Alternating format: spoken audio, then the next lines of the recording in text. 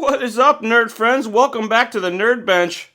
It's unboxing day. This is the brand new XR3 combo. That's right, it's a new axe speed control with an all new 8th scale size motor. Let's pop it open and take a look.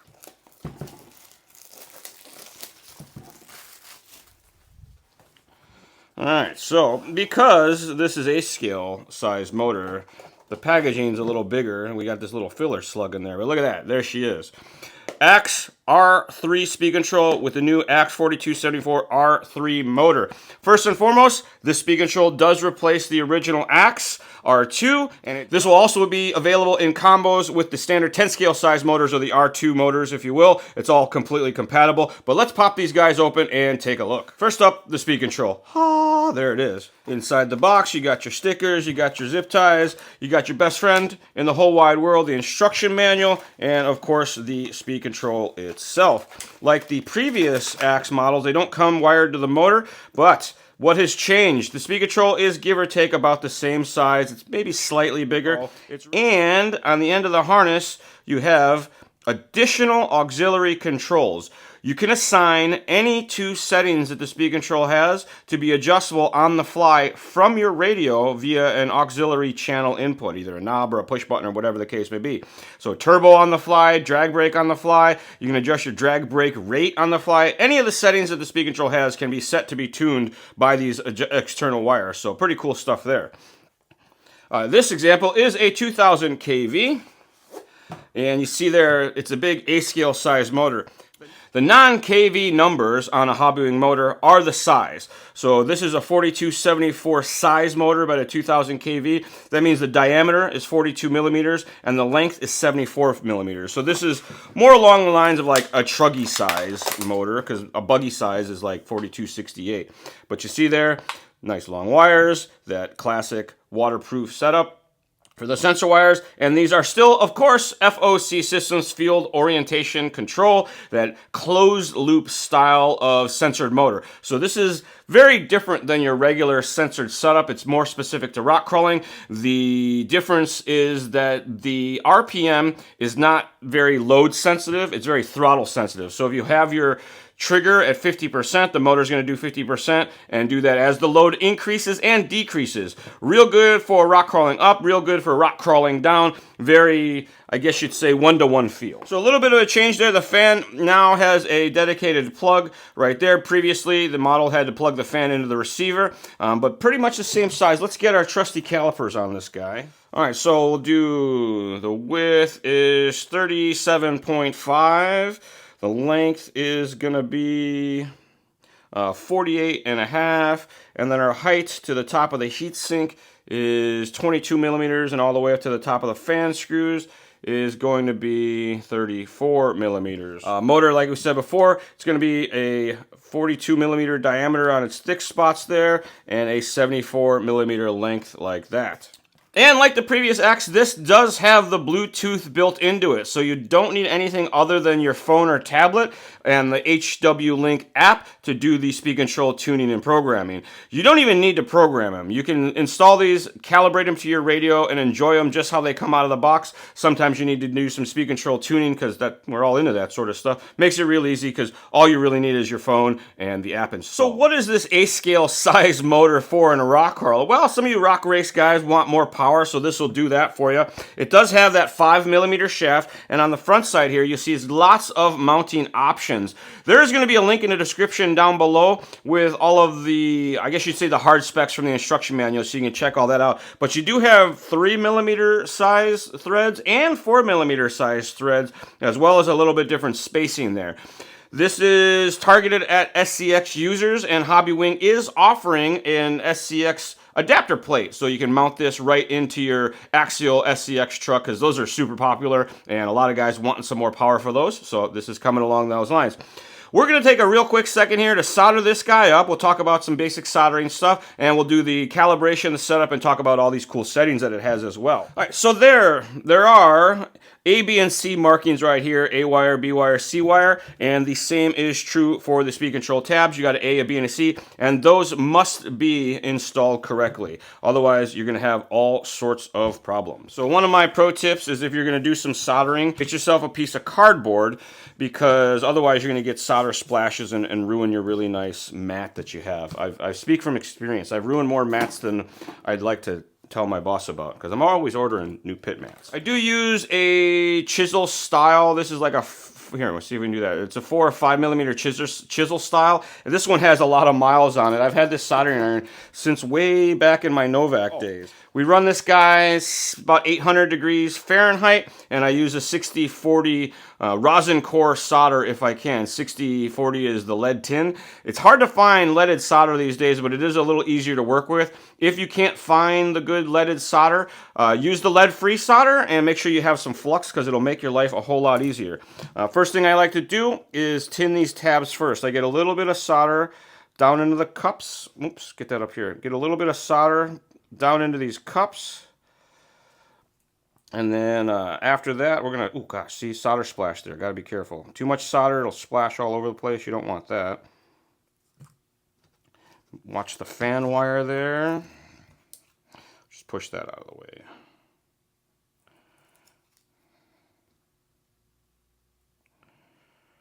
And you don't need a lot of solder on the cups. You just need enough to help the heat flow. But we get all 3 of the posts tinned first, just a little bit of solder down in there. And I like to come back and do a little tinning on the end of the wires. Even though they have solder on them already, the added extra solder just makes things flow a little better. And I can hear all of you European folks at home going solder. I get it. I know. That's how the Americans, we like to say solder. But we also say aluminum, not aluminium. So I've mentioned that before, and I apologize if that joke's getting old, but I'll say it every time. So I tin these guys up so they get that fresh solder on there. And then we'll go and go these guys A, B, and C and tag them down in there. This guy, A is this one, so I'll start there. And I like to go kind of on an angle so I can get some downward pressure. I'll see if I can get that a little better view there. And then I use the side of the iron. I roll that guy in there. If it doesn't start to melt right away, I hit it with a little bit of solder just to make my life a little bit easier, because it'll help everything flow. Get this guy up on his edge.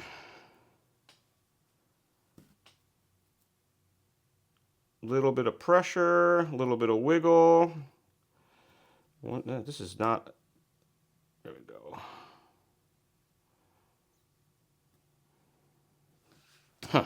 This one's not cooperating, so we're going to try a little bit more solder in there.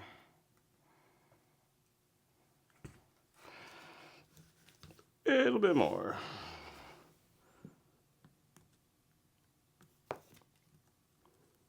Oh, it's that side of the iron is not very happy, that's all. You want to use the regular side. A little bit of pressure, get that down into the cup, and that's all there is to that. B-wire's in the middle, so we'll get this guy with just a touch of solder, get it flowing, put it into position. I'm going to have to use the wide edge, and once it starts to go, I can roll over to the side. Ooh. Almost melted my fan wire right there. Watch out for your fan wires.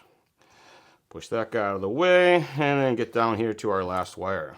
We'll try this guy, because it's still pretty... Ooh.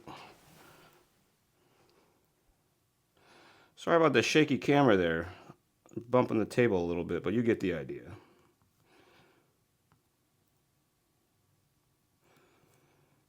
I think this iron is due for a new tip. So we got all 3 of those guys down, like I said, all the way through the solder and onto the actual metal surfaces. I'm not real happy with this A wire, so we're going to hit that guy again. All right, once you get all of those connected, you need to plug in your sensor wire. Be very careful. These are keyed, and you can bend these pins, and they're not easily replaceable. So make sure you line those guys up. There's a little arrow on the end that makes it easy for you. Plug those guys in, and you are all set. Even with my splash guard, I managed to mess up my fairly new pit towel, and that's a bummer. Up next, we are going to show you the automatic motor pairing process. This is something that is unique to FOC style brushless systems like the Fusion, any of the Axe combos. If you've done that before, this is kind of that same process. You need to have a battery pack connected, you want to have it unplugged from the receiver, and you want to have the pinion gear removed from the motor if it's installed, or you just pull the motor out of the vehicle. It's pretty straightforward, and what it does is it calibrates the sensors of the motor. The FOC system gets that all jiving. If you do a firmware update, if there's some sort of impact to the motor, if there's any sort of basic operational problems, the first thing you're going to do is take off the pinion gear, unplug it from the receiver, and do the automatic motor pairing process. I like to do that before I install a new system as well, and that's what we're doing here. So, battery pack is plugged in. You're going to press and hold the button. It's going to start to flash, and you're just going to keep holding it, and it'll start to run the motor. So we're going to do that now. Battery pack's plugged in. It's a press and a hold of the button. I'm going to keep holding it. It's flashing red. It'll switch to green. It takes about 8 seconds. And then I let go of the button. It'll start to run the motor. You may not be able to see that, but the motor's doing some stuff right now. It's ticking around, checking sensors. Now it's running. It'll do this for a few seconds. Then it'll stop. And the automatic motor pairing process is completed. Just like that. So pretty simple. And you will notice the fan's not running because the new XR2 has a smart fan circuitry. So it only runs the fan when the speed control gets hot. So that's it. Automatic motor pairing complete. Next, we're going to do the calibration. Before you can enjoy driving any RC car, you have to calibrate the speed control to the radio so that the speed control can learn the neutral, the full throttle, and the full brake output of the throttle channel itself. The plug is marked. It's got a minus, a plus, and an S on it to give you an idea of orientation. The minus on most receivers goes to that outside edge or the thin side, and speed controls always get plugged into channel number 2, the throttle channel. If you're using one of these in a Traxxas, be careful. There's 2 channel number 1s. They're real tricky that way. So my radio is turned on. My battery pack is charged and plugged in. You press and hold the button to start the calibration process. It'll start to flash. You let go. We're beeping like that. We set neutral with a tap. Hold it full throttle. You set full throttle with a tap. Beeps twice. You press full reverse and hold it. Tap the button again. It beeps 3 times. And that is the basic calibration process. As the speed control resets, it burps the fan on for a second. But now we got normal operation. And you see the lights on the speed control. You're going to have no light when you're at neutral, and as you apply throttle, you get a blinking light, and as you get to full throttle, it goes to solid. The same thing will happen in reverse. If the reverse is set to 100%, it defaults not set to 100%. That's why it's blinking, to indicate you're not getting full reverse power.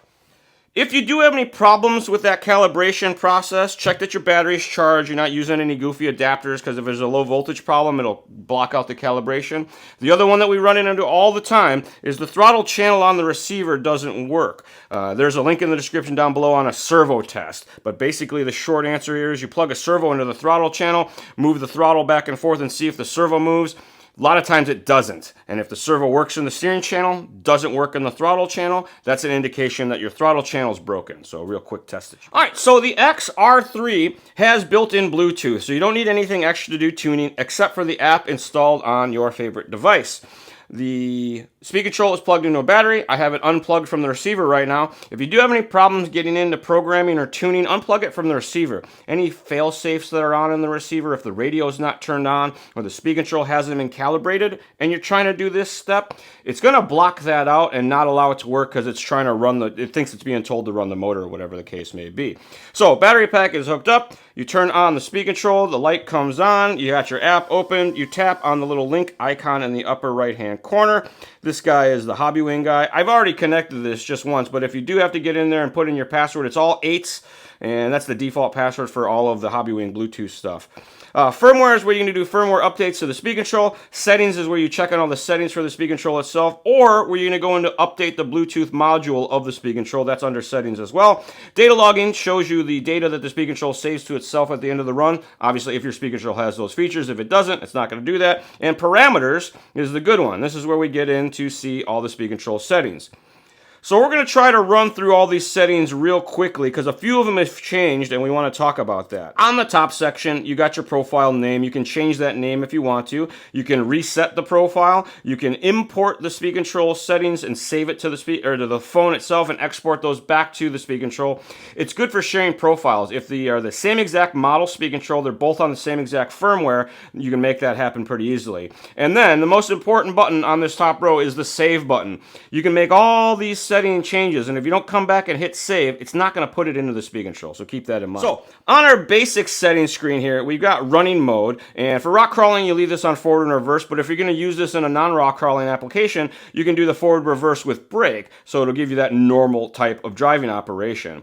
Throttle matching allows you to adjust the FOC sensitivity.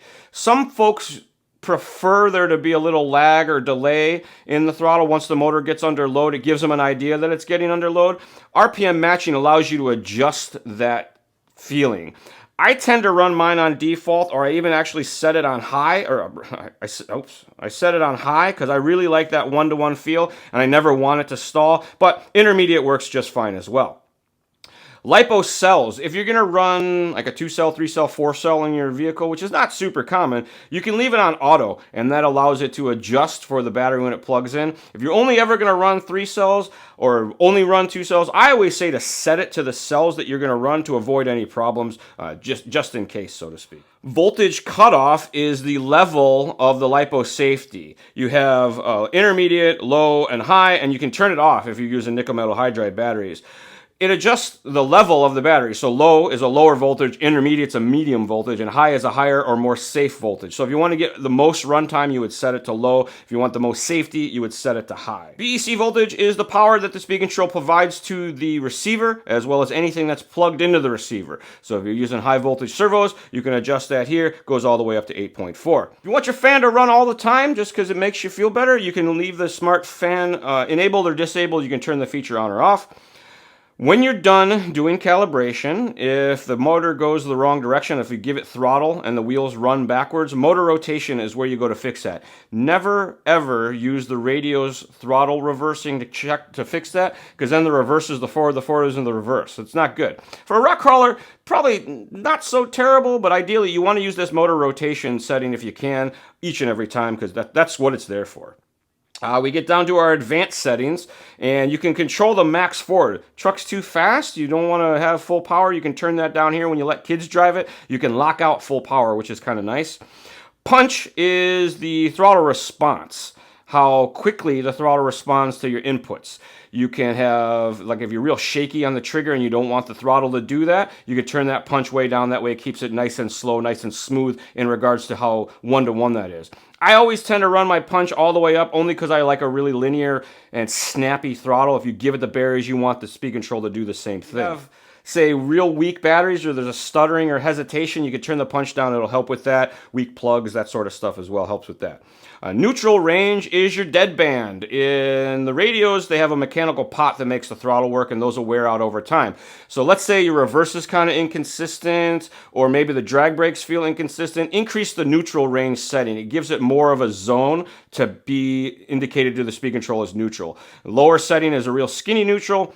Higher setting is a much wider neutral. After neutral range is the initial throttle force. This is how hard it starts the motor. And for most of us, we're going to leave this turned all the way down. But if, like, say you want the motor to start at a higher RPM, initial throttle force allows you to adjust that. RPM decrease rate has to do with the FOC. When you let off the throttle, how hard it tries to match that RPM level. The higher it is, the closer it's going to be to your actual throttle or your trigger let go. And this can make the truck drive kind of weird. That's why it defaults very low. Most folks, for normal driving, when you let off the throttle real quickly, you want a little bit of coast in there.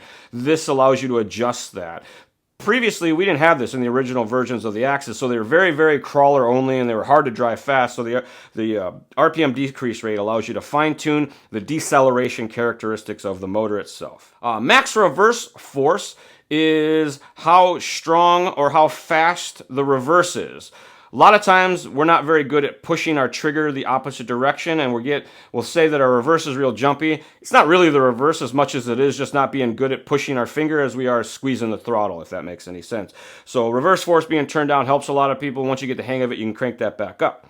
Max brake force is referring to the push brake. So if you're running the normal driving mode, the forward with reverse and brake, this controls that push brake when you go to apply the brakes manually. Drag brake force is the strength of the brakes at neutral, or your rock crawling hill climb brakes, if you will. When you let off the throttle, it applies brakes. This allows you to turn that up and down. And then we have two very fun ones, the smart drag brake rate and the drag brake rate itself. Smart drag brake rate and drag brake rate can do two of the same things. Smart drag brake kind of lets it adjust on the fly. So if you're going fast, it's smart enough to know to apply the brake slowly. If you don't like that, you can turn it off and you can control it manually with your drag brake rate. And what these are both doing is how quickly if you're thinking about like you're driving along, how quickly you would push on the brake pedal itself. So those allow you to fine tune that brake feel when you're letting off the throttle. And we get down here to our last few settings. Turbo timing and turbo delay, they work together. You can add timing to the motor, 24 degrees to be exact, to make more RPM, and you can control the delay before it kicks in. Turbo works after full throttle, so you'll roll into the throttle, normal. When you get to full throttle, that's when it wants to start doing turbo, depending how much the delay is. I often like to run the delay at 1 second, so it's kind of like a shift. So you make sure that you're going to be buried in the throttle for a while before it kicks in that turbo. That's just me. Some people like to have it on right away. Now here's the fun ones. Auxiliary 3 and auxiliary 4 channel functions. This is when you get to assign the auxiliary inputs. 3 is the white one, 4 is the yellow one, so you can keep track of where those go. You see it defaults to the drag brake force and the drag brake rate. Those are two of the ones that people want to mess with a lot on trail, depending on the conditions, going uphill, going downhill, doing fast driving, slow driving, whatever the case may be. But you can set it to anything. Look at that. You got pretty much all the settings available at your leisure to adjust that from. So pretty cool stuff. So let's go over some of the specs that we all love to hear about. This guy is, the previous model was 80 amps. This is almost double that now at 135 amp rating. It'll do any of the Hobbywing Axe either R2 or R3 motors. Keep that in mind. It won't work with the original versions, obviously. This is for anywhere from a 10 scale setup to even a 6 scale application with the bigger motors, obviously.